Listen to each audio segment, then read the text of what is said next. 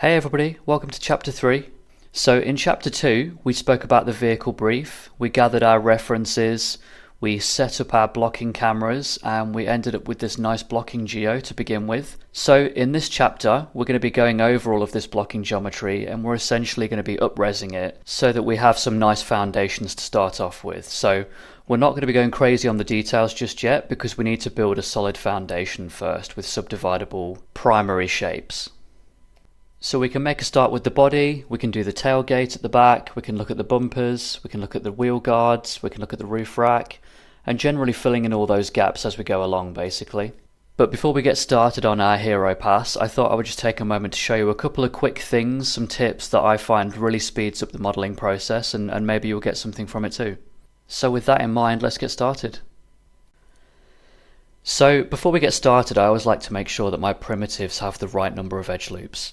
So if we go to our create here and we go down to our polygon primitives, I like to make sure that my sphere has around 16 by 8 edges, my cube has no subdivisions, my cylinder has 8 edges, and my plane has no subdivisions either. So this is what I mean. So my cylinder always has 8 or 16 sides, my sphere is typically 16 by 8, and then no subdivisions on the cube or the plane. And the reason for this is because we always want to make sure that we're having quadded geometry, especially when we come back round.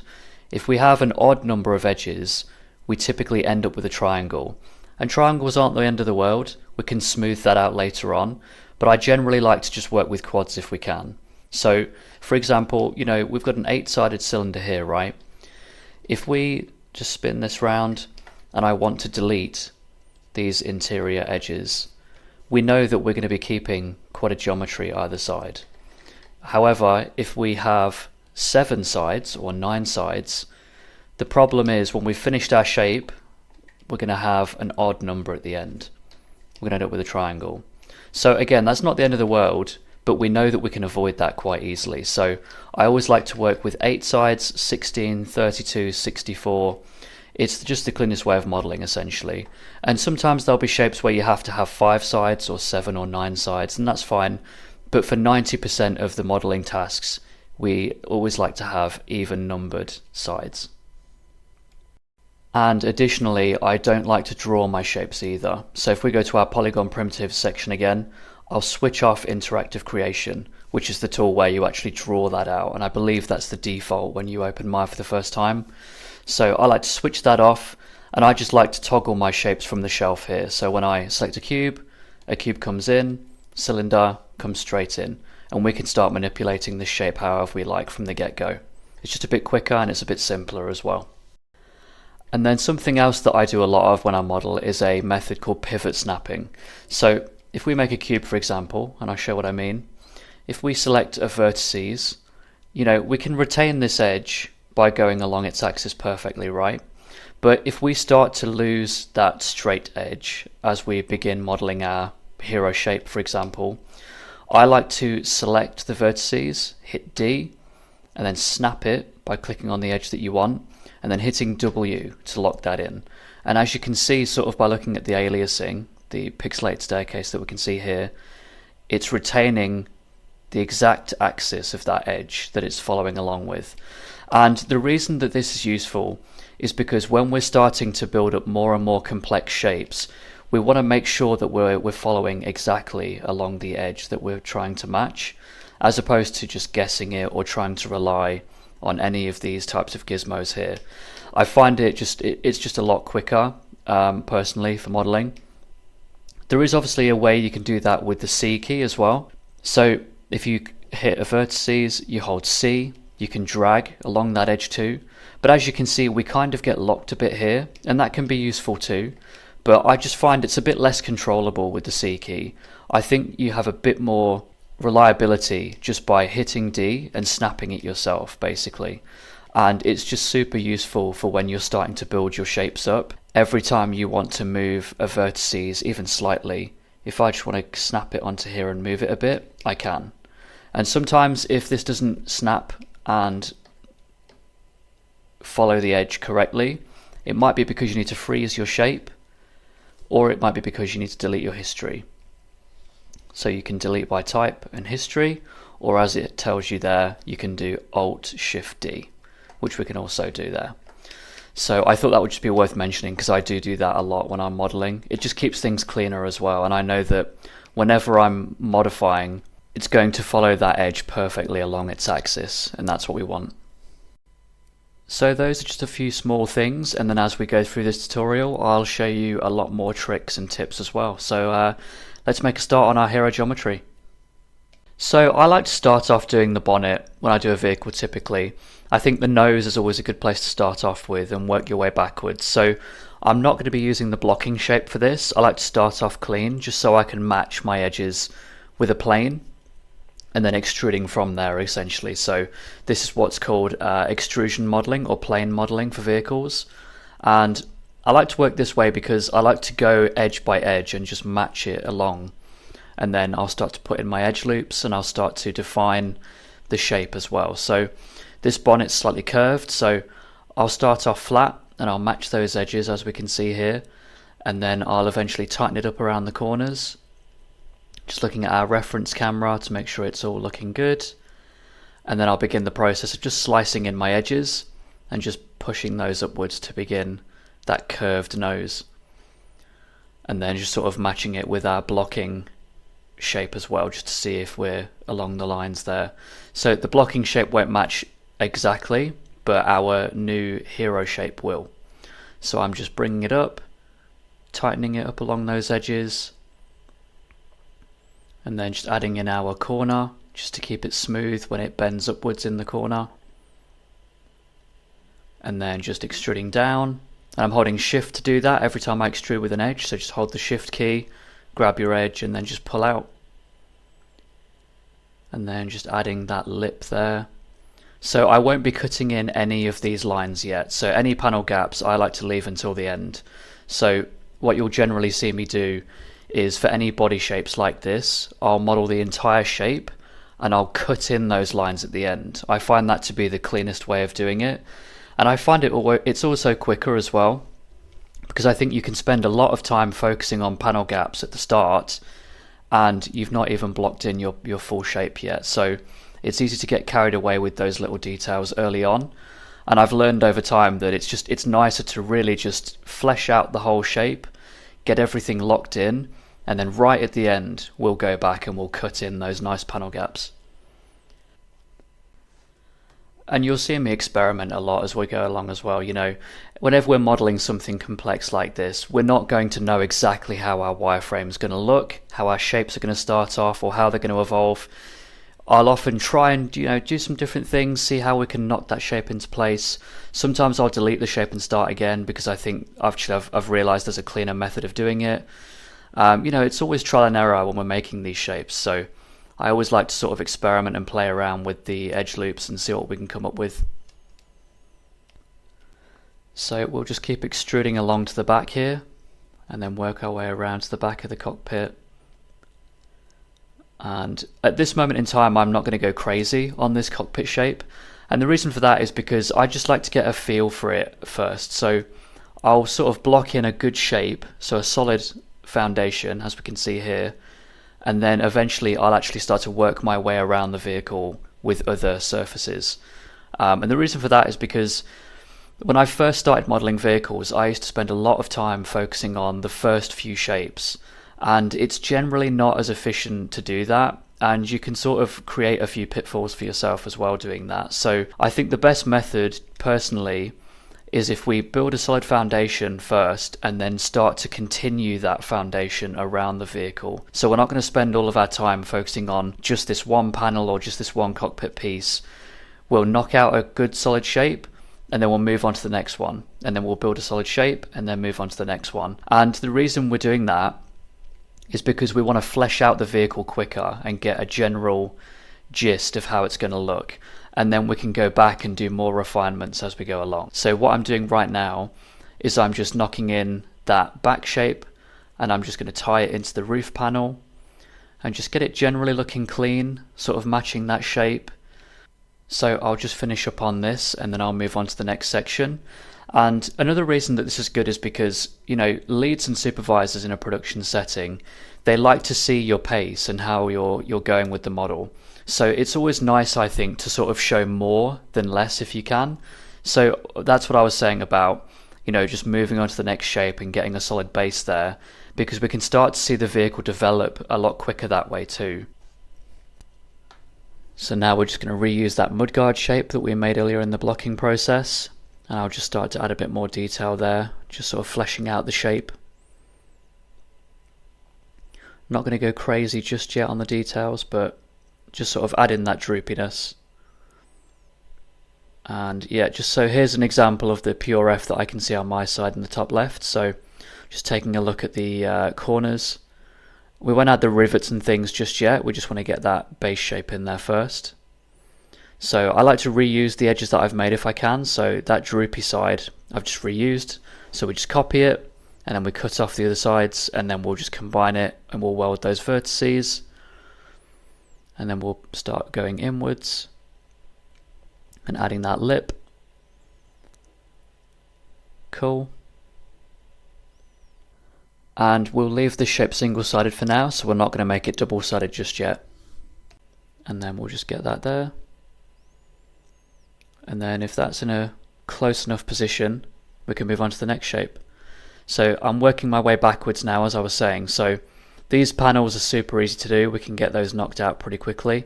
So again, just reusing that blocking shape, and then I'll start to add those trims, and just sort of going by the reference, trying to match the edges again. And I'll try and reuse shapes as much as I can. So when I've got one trim piece, I'll just reuse that as many times as I can. And then when I've got it in a good spot, that's when I'll start chopping in those edge loops as well. So we're just going to match the wheel arch wall here. Just getting that shape in place. And then finishing it off at the end. And now I can start just modifying it a bit more. And now I'll start putting in my edge loops and start making this a subdividable shape. And then do the top piece.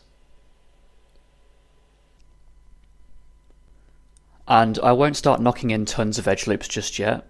When I'm modeling anything, I always like to use the method of working with as little as possible. So most of the shapes that you'll see me model will have the least amount of topology possible whilst we can get away with it.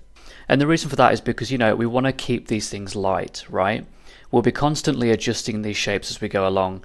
So we don't want to spend a ton of time adding lots of edge loops and making it a super dense shape when we know that we might need to go back later on and adjust things. When it comes to UVing and texturing, we might want to add some additional support fencing, but generally speaking, I always like to work with light shapes wherever I can. And then when I've pushed the shape to the limit and we need to really add in some extra details, that's when we might want to consider, smoothing it one level and then adding in that detail that we couldn't capture before. And then maybe if we need to smooth it again, we can do that.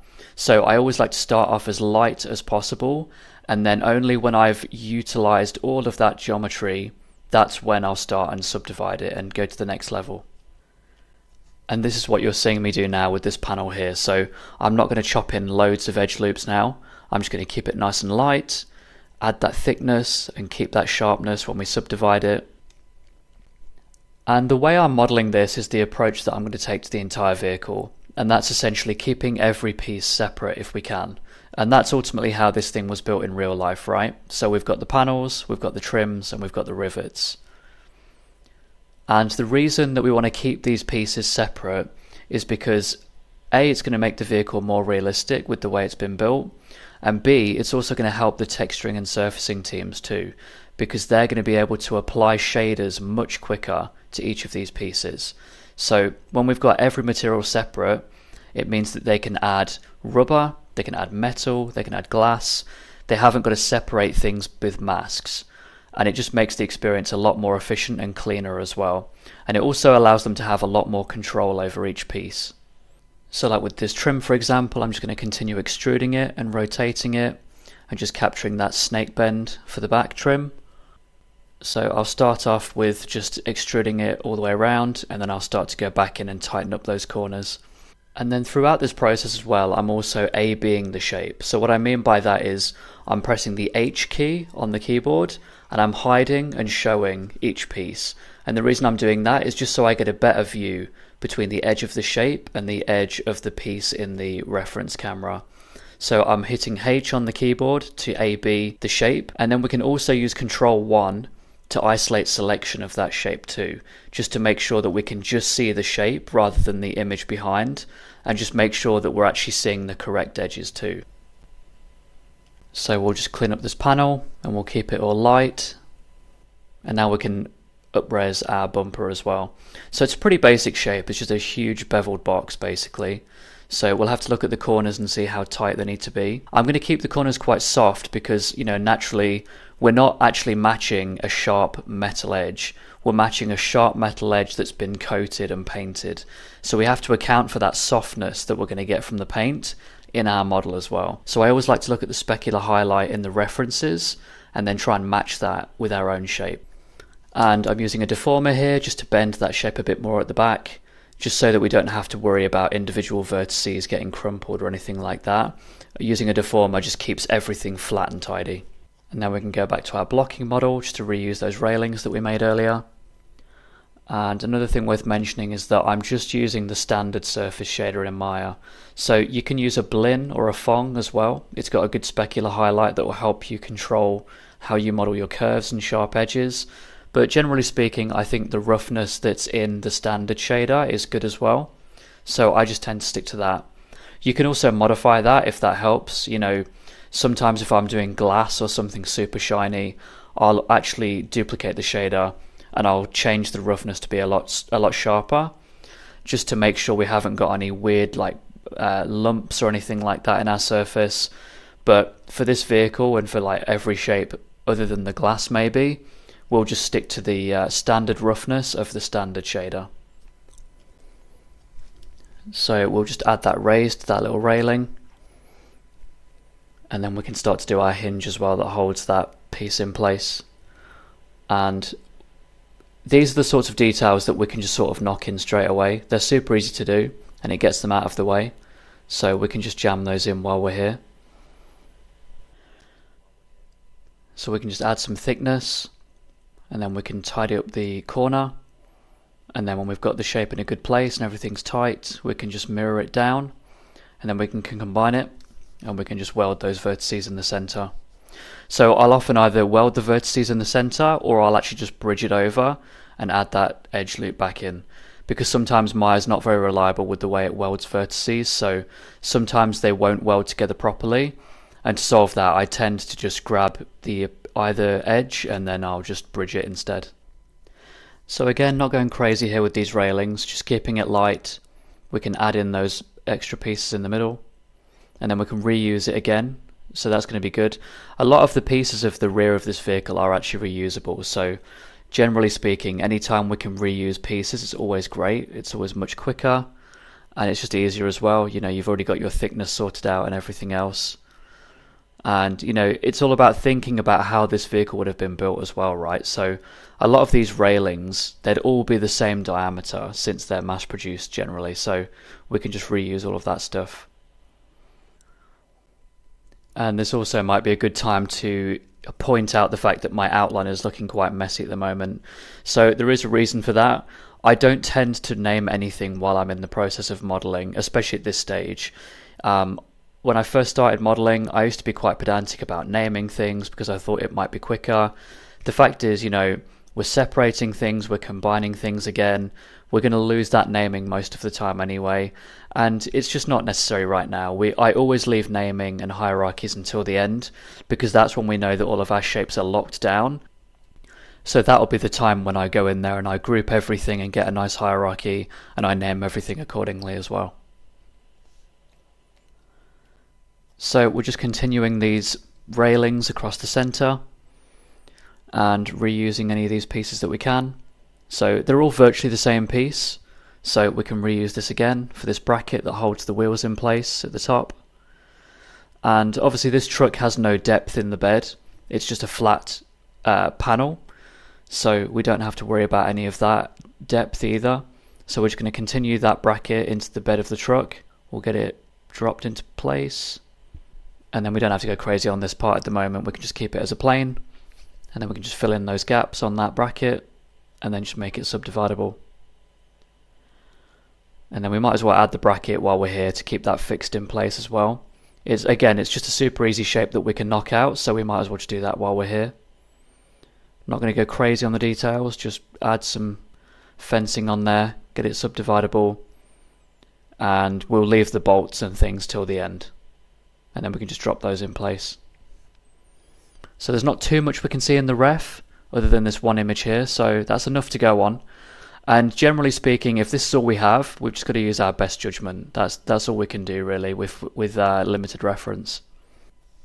So same again with the tail light piece as well. So we'll just add the casing. We won't add the actual functional light just yet. We'll just get that outer casing in place. So just extruding, adding some fencing, keeping it a closed volume, and then just finishing off, tidying up the corners. There's obviously a lot of little details in these tail lights that we can come back to on our next phase, so we can keep that out for now. But it's just good to match the overall silhouette and just add any of these smaller easy pieces while we're here. It just makes things easier on the next pass. So we'll call that done, and then we'll move on to the next piece. So we can just add some bevels onto this bracket while we're here. Super simple shape, so we can just keep this clean and then finish that off, add some fencing, and we'll call that done. So now we can make a start on the roof rack. So we can just reuse that plate that we had in the blocking model, and we can reuse that bracket or that arm holding it up as well. So most of the work was actually done in the blocking model, so all we really need to do now is just add that fencing and just make it a bit smoother.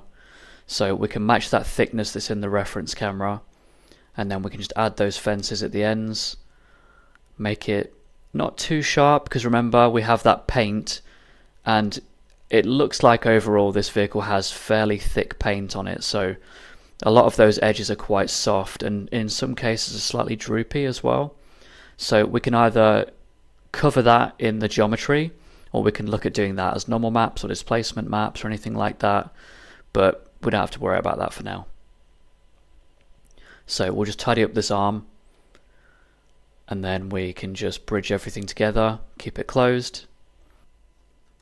So like I mentioned, we're not going to be going over every single piece and making it a closed volume, but this piece that we're doing right now is a good example of what we can do to help the FX team. So closing up any open edges is going to help them out, because it means that they can do better simulations if they have closed volumes, because they're essentially being given pieces that would actually bend or break in real life the way that we would expect them to, as opposed to having missing faces or exposed edges when we see them ripped apart.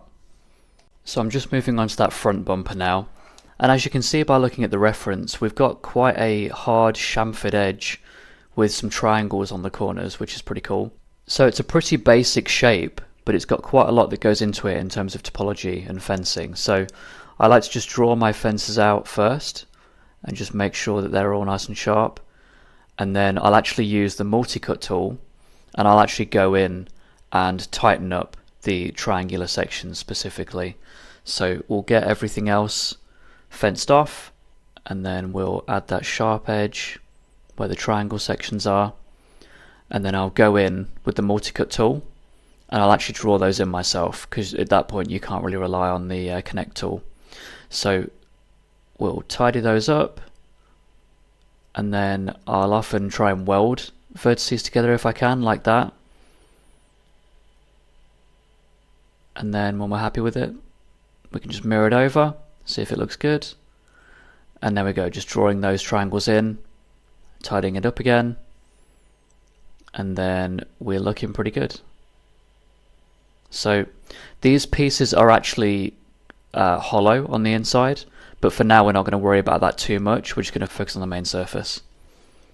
And it's worth mentioning again that, you know, this is obviously experimentation as we go along, right? I'm just thinking about what the cleanest way is going to be of making this shape. we don't want to be too complicated, but we also want to have enough topology in there to make sure we support that shape as well. So we can wrap this shape up now by mirroring it and then just bridging in that center. And then we can go back to our shelf and we can move on to the railings, just tidy up those corners. And then this should be pretty simple, right? So we can just take our top rail, we can make it clean, and then we can just grab that one, and then we can duplicate it, and we can bring it down to the middle, and then we can duplicate it again for the bottom, and then just snip that off. It's going to intersect with the actual plate, so we can just keep that hidden. And then if that looks good, we can move on to the actual struts for it. So at this point, we're actually going to have to think about whether we want to have these shapes combined. Since they'd be covered in paint, it's actually going to make it one shape as opposed to intersecting rails. So we can come back at the end and figure out if we need to do that or not. And then we can move on to this piece here. Again, we're just fleshing out more and more pieces, filling in those holes. We're trying to get rid of that negative space as we go along. So we can just do this plate. We don't have to worry about the details on the center at the moment, those raised pieces. So we'll just add some thickness to this panel, and then we can also duplicate that and we can reuse that piece again for the unit behind it. So again, just always trying to reuse the pieces however we can, rather than making new shapes from cubes. And then just tighten up that trim there. Might as well close this hole while we're here as well. And then we can actually just reuse that on the other side as well because it's the same piece. And then we'll move back towards the front for a bit. We can do that cylindrical piece here. I think it's like maybe an air filter or something like that. So super simple, cylinder, hard edges, and it's got some kind of cap or lid in the middle. So we can just drop that into position, and then we can clean up that edge and then start to extrude in and just create that lid shape as well. So we're not going to actually cut into the bonnet piece yet. We're just going to focus on getting the primary shape done. And then as I mentioned earlier, when it comes to panel gaps and cutting holes and things like that, especially for that vent piece next to it, I like to go back and do that at the end when everything else is locked down and we've got nice topology sorted out. So we can move on to the headlamps now. So again, super simple primary shapes, just very thin cylindrical pieces with a lens in the middle. And then we've obviously got that guard over the top with the piping, but we can leave that section until the next phase. We just want to get our primary shapes in there first.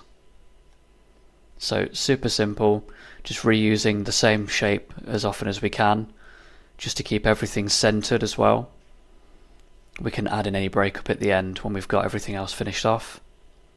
And then once we're happy with those outer pieces, we can move on to the lens. So like I said at the start of the video, we can actually use a subdivided cube for this lens. So rather than having a triangulated centerpiece like you get on the ends of a cylinder, we can just get a cube, we can smooth it, we can circularize the edges, and then that can actually be our lens now. So it's much cleaner to do it that way. And it also means that when we shade it with glass or plastic or anything else, we're not going to have slightly warbled triangles in the middle. We're actually going to retain a nice smooth surface across because of that quadded edge flow.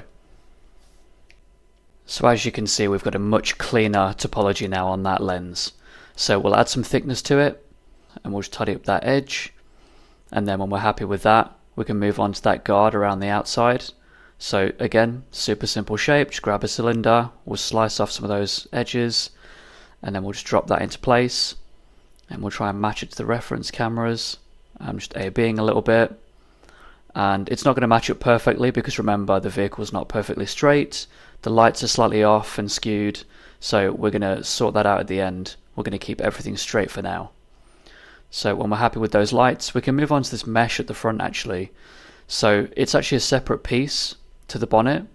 So we can grab those faces, delete those. We can extrude that bottom lip up as well. You don't really see it in this reference image, but obviously I'm using PureRef on the side, so I've got a better angle. And then we'll just separate these pieces out here, this lip at the back. Again, we want to just make these pieces as if they were built in real life, right? So it also helps with modeling, so we can keep our topology lighter, and then we can control that edge flow a bit easier. So now we've got that lip in, we can just start to actually bevel our edges now, get fencing in there, and we can actually try and push this piece behind the light as well. So we can't actually see how this piece looks behind that lens, but this is another moment where we just have to use our best judgment. So we'll make it cylindrical just to sort of house the light for now, but we'll have to go back later on because that's kind of unresolved at the moment. So we can just call that done. We can finish off that edge flow, and then we can move on to the top. So we're not going to go crazy on this just yet, but we're just going to try and clean up some of those edges, get it a bit tighter on the reference camera. We can smooth it at this point because we've run out of topology to use.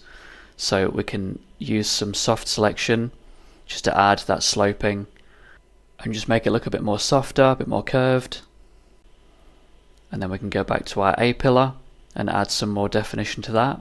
And the cabin is slowly starting to take shape now, as you can see. So I'm trying to stick to using as little topology as possible to get those primary shapes, and then we can go back later on and add in those details.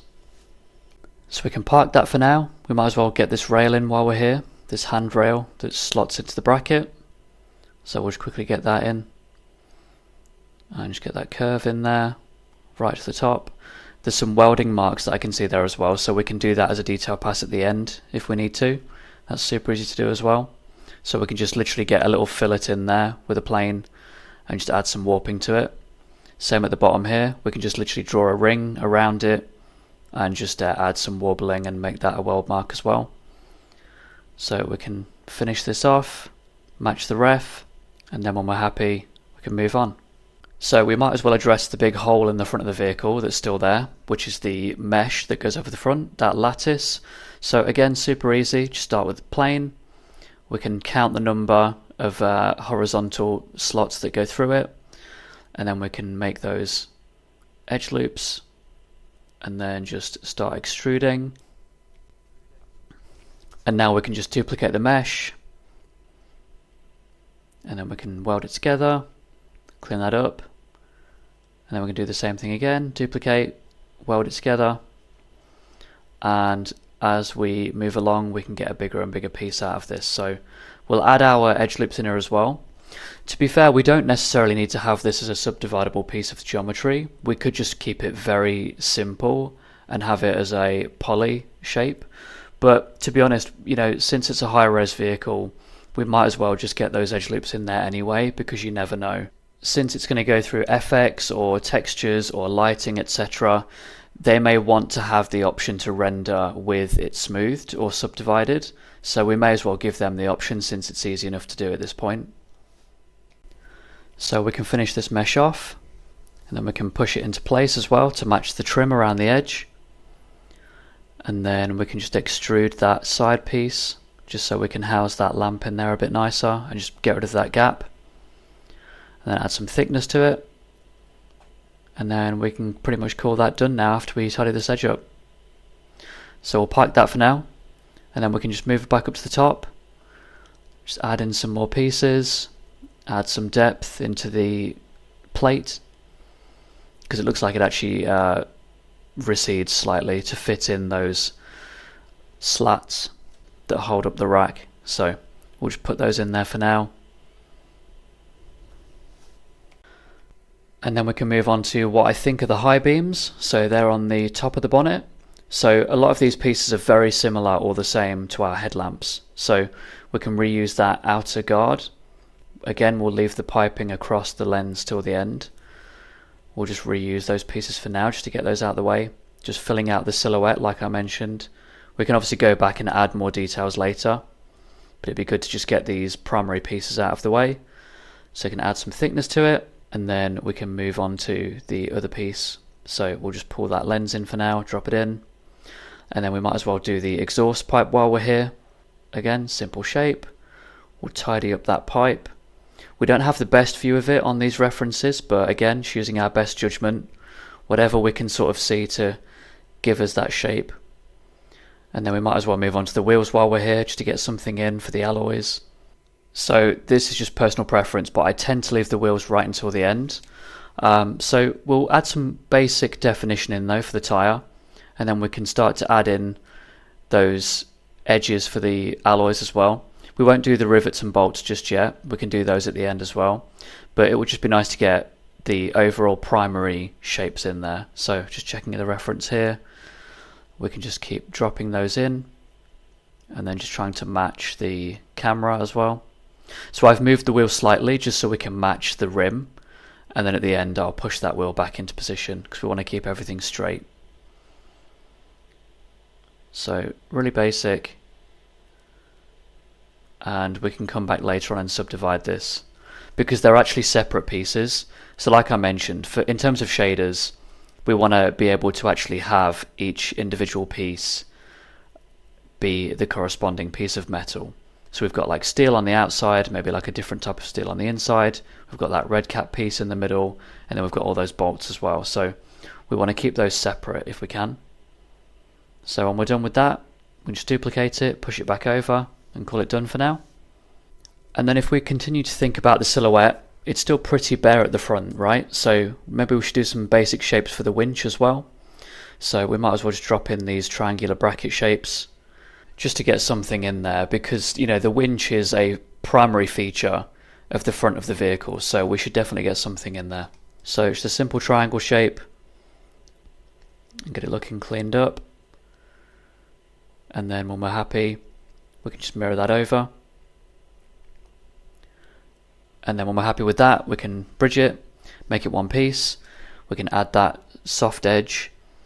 Obviously we can't see much here in the reference camera, but we have a couple of angles that we can use in the PureF, but not a ton, so again, best judgment, whatever we think looks right. And then when we're happy with that piece, we can add some sharpness back in, and then tidy it all up at the end, and then we can call that done. And then we can move on to doing some of the winch pieces. So we can do the motor on the side of the winch. So we'll just get a cylinder in there. We can start extruding and adding that softness to the ends, and just keep extruding. So we'll carry that over, and then not go too crazy with these pieces just yet. We just want to get the main shape in there again. So we can add some softness, extrude, start on the main piece, and then we can actually reuse that. Just cut off the end, and then we can look at our PureF and see if we can see the other side of the shape. We're not going to have the best angles of this thing because there's a lot of pieces covering pieces behind it, but we can try and figure out how it goes together. So we'll just drop in some basic shapes, get them roughly into position, and then as you can see, the silhouette of the winch is starting to come together now, so we can sort of park that, and then maybe we can move on to the underside, those metal plates underneath. It's a fairly big component of the bumper actually, and there is a massive gap there right now, so we need to do something to plug that hole. We don't totally see it all that much either, so like the rest of the underside of this truck, we're probably not going to be able to see too much in the reference. So this is probably a good example to talk about the fact that if we don't have much reference to rely on, we can try and use a bit of our own creative liberty to add those details or what we think might be there. We could also pull some references from Google Images of very similar trucks. So there's probably going to be some chassis pictures that we can probably use for inspiration. As long as we can roughly match the parts, we tend to get away with that sort of stuff, right? Shots are going to be defocused or motion blurred. Generally speaking, with undersides of vehicles we can get away with quite a lot, so we don't have to worry about that too much. So with those fairly basic shapes out of the way for the underside, I thought I'd just go back to the flatbed element. So just adding in all those missing pieces, just plugging in those holes, just adding some panels. These might be less important shapes, but because they're so easy to make, we can just get them sorted and out of the way super quickly, It's all the same trim, so we can just reuse all that stuff as well. Super easy. Just extrude, get it all in place, give it some fencing, and once we add in the tyres, we won't really see much here either. A lot of it will be covered up, so that's kind of why we can't see it in the reference either. And then we can call that done for now. And then once we're happy with that shape, we can sort of work our way back around to the front, and we can do that rear guard as well that we were missing from earlier. Get that into position. We're not going to go crazy with it. We'll just add in the basic details for it. sort of extrude it and give it thickness as well. We see it quite prominently, so we might as well just put the detail in now and get it out of the way. So we can add some curvature. And then what I'm also doing at the end here is I'm just using Control on the move gizmo just to soften that edge. If you just hold the Control key and with your move or transform gizmo activated, middle mouse drag left to right, and you can actually expand or shrink any of the edge loops you've got selected. So we'll just finish off this piece now. We'll just tuck it underneath the mudguard, and then when we're happy with that, we'll give it some thickness. We'll just finish off the edge just to make it nice and sharp, or slightly soft because it's plastic. And then when we're happy with that, we can move on to our next piece. So with this finished, we can actually start to look at the pedals as well.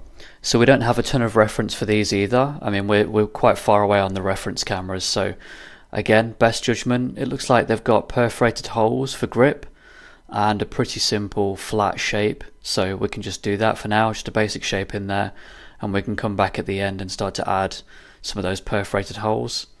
So we'll just do a basic shape for now and get that in there, and then we can move on. So we can quickly move on to the wing mirror as well. Again, another basic shape, so we can just get that in there. Not a ton of detail to put into it in the first place, so we'll just match the shape in the reference camera, get it all nice and tight, and then we can start to add our definition. So we can delete the interior faces, and then we can just start to add that diamond shape in the center. So lots of A-being, trying to get it as tight as I can. This can basically be our hero shape because it's so simple, so we might as well get it locked in while we're here. So we'll add that diamond shape. And then if we think about textures or materials in general for these pieces, it looks like they've all been sprayed with the same kind of coat of paint, so we can basically just assume that we can use the same material on the wing mirror and the rod and bracket that holds it into place, and maybe even the lamp guards as well. So it's always good to look at that as well while we're here. And another fairly simple but useful technique is if we can't use the Control and middle mouse drag on the move tool for a shape like this, just to pinch those corners, we can actually switch to the component tool like I'm doing here, and we can actually get mirrored results on each corner. So we can actually have that pinching motion from one corner using the component tool. So it's also a really great method as well for things like this. And then when we've got the wing mirror out of the way, we can actually draw the curve and make it into a tube that holds the wing mirror into place. So Maya does have a newer tool that can actually generate tubes. I personally prefer to use just extrusion from a curve into a tube. So you're more than welcome to use that tool if you'd like to, but I'm just so used to using this method that it always works for me. What I mean by that is if we just draw this curve out and get it into place, and then we create a NURBS circle. So if we select our curve, and then we select the circle, and we go to surfaces, and we go to extrude, and we can just keep on the tube at path, component, and profile normal, and then we can switch everything else off onto control points and polygons, and that should be it. And then we can just generate our tube from there basically. I always find that that's the easiest method. I always get a quick result from that, but there's always multiple ways to do the same thing in Maya, so you know, whatever method works for you is great. So we'll just get a few more pieces done now. So like the wing mirror, for example, super easy shape. We can get that finished off and then just give that some thickness and call that done. And then we can just add that back window as well. We should probably just get that in there. So just cut a few more shapes out and then get that corner working. And then we don't have to spend much time on that. That's done. We can add the rubber seals and the glass in on the next pass. So as long as we've got those basic shapes in there, we're good. And then that thin window there. Cool.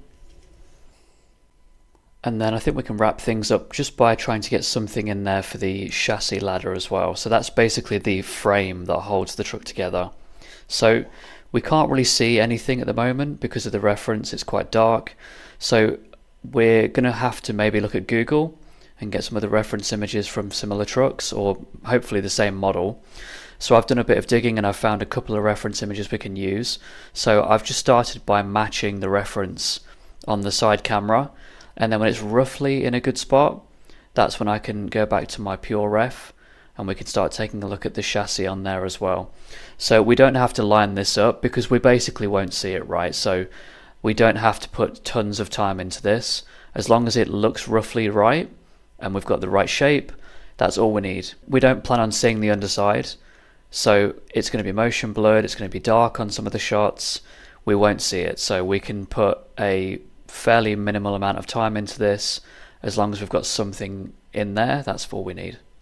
So I think things are in a good spot now, so we can call this pass done.